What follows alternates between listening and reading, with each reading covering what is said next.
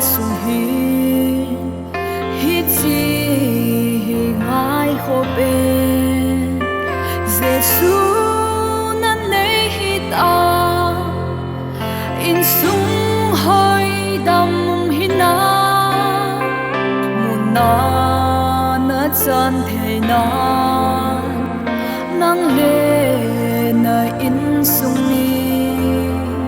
Huhhingna kuong puilut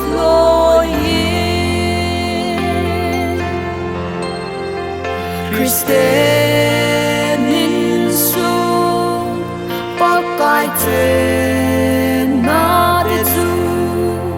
Tonsot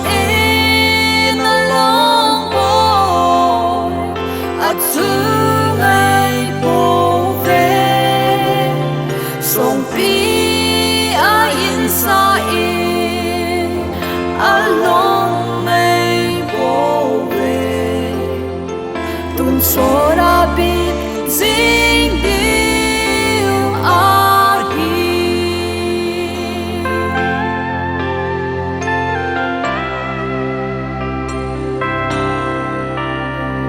Christa hieng thildang ang ngaicha boy lúc na hol chu mang lối jing diu hi chang at para hitai Huhhingna hinai boy di agani golun masangi Christa Insung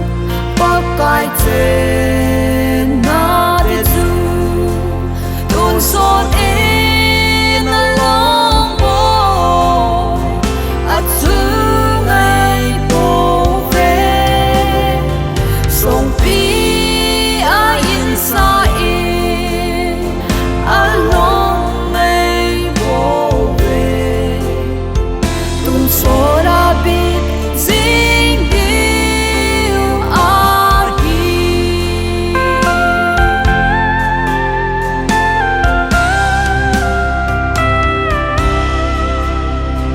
Pakai ng panglawa Insung na umlo Kipa na kimhilo Go sung le sana ho Belta ng bow na hi Thildang ang ngaicha boy Jesu'n